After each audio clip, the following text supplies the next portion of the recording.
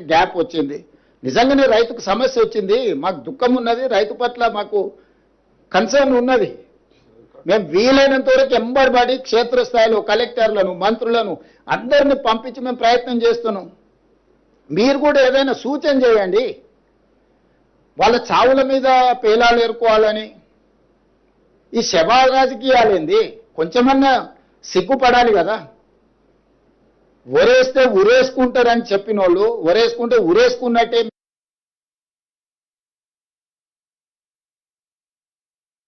మేము కొనమని నిక్కచ్చిగా మేమన్నా వ్యాపార సంస్థను అర్థమైతే లేదు.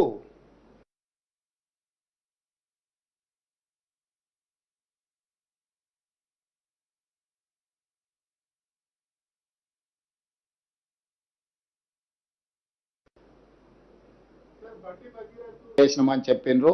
మా పోలీస్ సిబ్బంది చెప్పింది నేను ఒకవేళ సరెండర్ చేస్తే వాళ్ళ పిల్లవాడిని వాళ్ళ ఇంట్లో పెట్టుకొని పోలీసులను పిలిపించి అప్పచెప్తారు.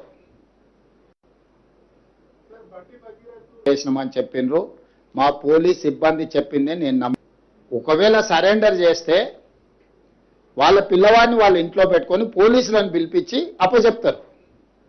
అప్పజెన్షన్ మీ ఇల్లా నా ఇల్లా?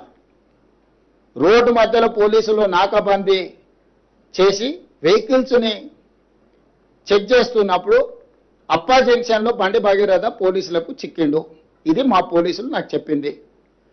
నిజంగానే అతన్ని సరెండర్ చేసేది ఉంటే అతను ఎక్కడున్నాడో అక్కడికి ఈడ మా అబ్బాయి ఉన్నాడు, మీరు వచ్చి పోలీసులు ఇతన్ని సరెండర్ చేసుకోండి అని చెప్పిండ్రు అనుకోండి, అప్పుడు మనం సరెండర్ అనుకోవచ్చు.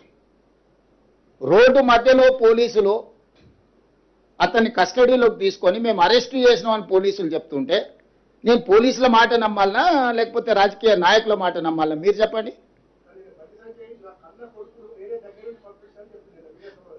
నేను అనేది ఏంటంటే అతను దగ్గరుండే పంపించి ఉండొచ్చు. నేను దగ్గర ఉన్నాడా లేడా అనేది నేను గవా కాదు. అతను ఏం చెప్తే అదే నిజం.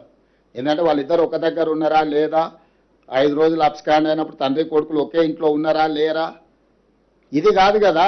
మేము చాలా సిస్టమేటిక్గా విశ్లేషించుకొని కంప్లైంట్ వచ్చిన వెంబడే ఎఫ్ఐఆర్ చేసి ఒక పద్ధతి ప్రకారం ఈరోజు ప్రభుత్వం చర్యలు తీసుకున్నది.